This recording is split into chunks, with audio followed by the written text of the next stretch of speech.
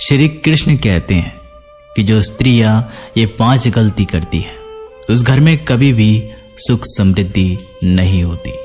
जो स्त्रियां ये 5 गलती करती है वह घनघोर पाप की भागीदारी बन जाती है।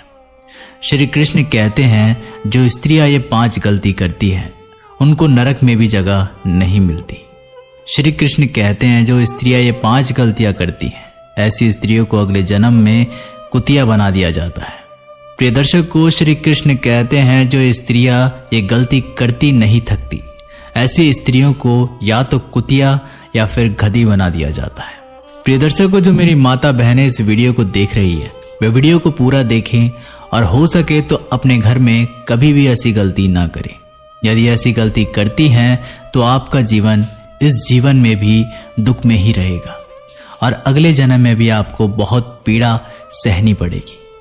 प्रिय दर्शकों जो लोग हमसे नहीं जुड़े हैं हमारे चैनल को सब्सक्राइब करें, बेल आइकन को ऑन करें, अच्छे कमेंट किया करें।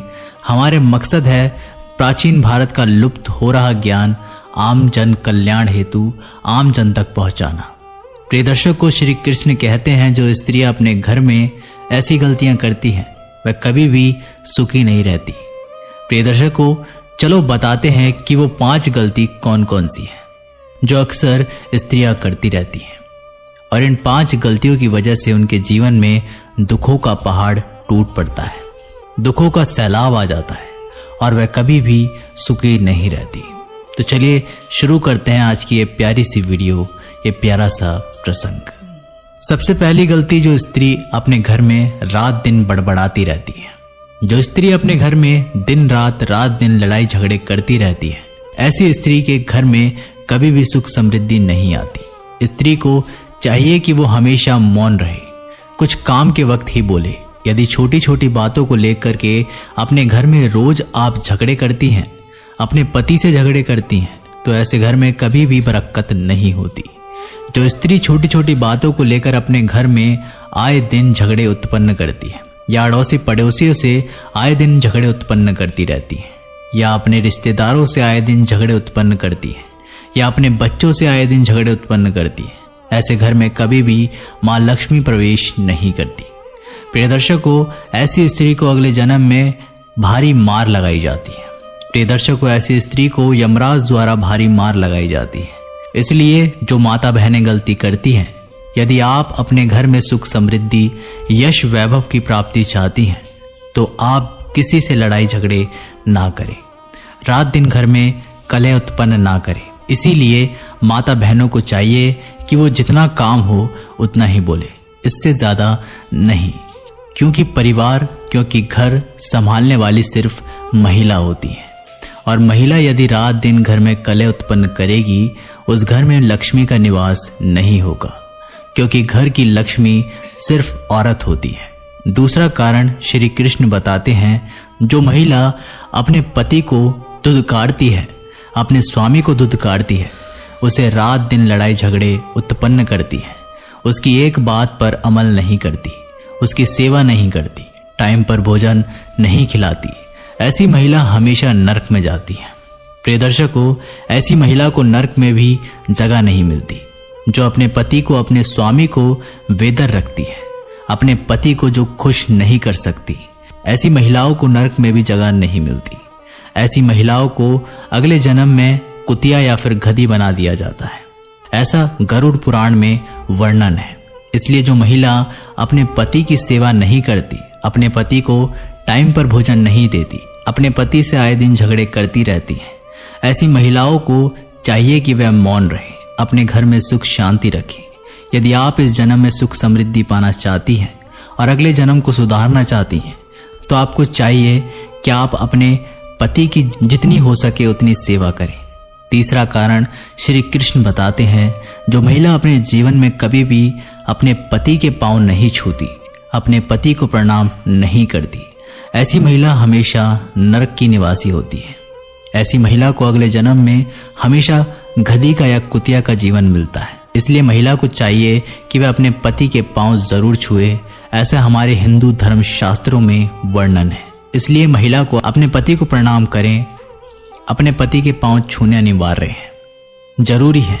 ऐसा जरूरी नहीं है कि आप रोज अपने पति के पांव छुए, नहीं, आप वार त्योहार व्रत वगैरह जब भी करती हैं उस वक्त अपने पति के पांव जरूर छुएं, उसको प्रणाम करें, अपने पति का आशीर्वाद प्राप्त करें।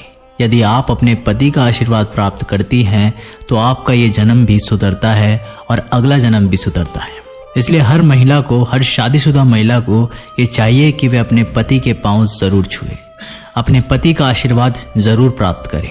चौथी गलती श्री कृष्ण बताते हैं, जो महिला अपने पति को अपना झूठा भोजन खिलाती है, ऐसी महिला को नरक में भी जगह नहीं मिलती, उस घर में कभी भी सुख समृद्धि नहीं आती, मां लक्ष्मी का प्रवेश नहीं होता। इसलिए महिला को होना चाहिए कि वह अपने पति को साफ सुथरा और स्वच्छ भोजन खिलाए, अपने पति को कभी भी झूठा भोजन ना खिलाए। आजकल के मॉडर्न जमाने को देखते हुए ये गलती अक्सर घर में होती है। महिलाएं अपने पति को अपना झूठा खाना खिलाकर बड़ी खुश होती हैं। उनको चाहिए कि वो अपने पति को कभी भी अपना झूठा भोजन ना खिलाएं। जो महिलाएं ये गलती करती है वो इस गलती पर ध्यान दें, इस गलती पर जरूर गौर करें। महिलाओं को चाहिए कि वे अपने पति के भोजन खाने के बाद उस भोजन को ग्रहण करें, लेकिन आज के जमाने में, इस मॉडर्न जमाने में सब कुछ उल्टा हो रहा है। प्रिय दर्शकों, हमारे जो शास्त्र हैं वे कभी भी गलत नहीं बोलते। हमारे शास्त्रों में कोई भी चीज गलत नहीं लिखी हुई है। हमारे शास्त्र में जो लिखा हुआ है वो बिल्कुल सत्य है। इसलिए महिला को चाहिए कि वे अपने पति को कभी भी अपना झूठा भोजन ना खिलाएं। पांचवी और आखिरी गलती श्री कृष्ण बताते हैं, महिला को अपने पति को अपना लांगा हुआ भोजन खिलाती है या अपने लहंगे की जो लावन वगैरह पड़ जाती है उस भोजन को अपने पति को खिलाती है या किसी अन्य को खिलाती है, उस घर में कभी भी सुख शांति नहीं रहती। उस घर में हमेशा लड़ाई झगड़े, दुख पीड़ा रहती है। ये भोजन एक विस्ता के समान होता है और विस्ता के समान भोजन को अपने पति को खिलाना दुर्भाग्य को आमंत्रण देने जैसा होता है। इसलिए महिला को ये हमेशा ध्यान रखना चाहिए कि भोजन की थाली कभी लांगे नहीं। यदि लांग भी जाती है तो उस भोजन को कभी भी ना खिलाएं। अपने लहंगे की, अपनी शादी की लावन यदि भोजन पर पड़ जाती है उस भोजन को कभी भी ना खिलाएं। इसलिए महिला को यह विशेष सावधानी रखनी चाहिए। प्रिय दर्शकों, यदि भोजन पर्याप्त नहीं है तो दोबारा बनाएं, लेकिन उस भोजन को कदापि ना खिलाएं। किसी जानवर को खिला सकते हैं लेकिन इंसान को आप नहीं खिला सकते। ऐसे भोजन को किसी भी इंसान को ना खिलाएं। ऐसा भोजन विस्ता के समान हो जाता है। हमारा मकसद है कि प्राचीन भारत का लुप्त हो रहा ज्ञान आम जन कल्याण हेतु आम जन तक पहुंचाना। जो लोग हमसे नए जुड़े हैं, हमारे चैनल को सब्सक्राइब करें, बेल आइकन को ऑन करें और अच्छी अच्छी कमेंट किया करें। धन्यवाद।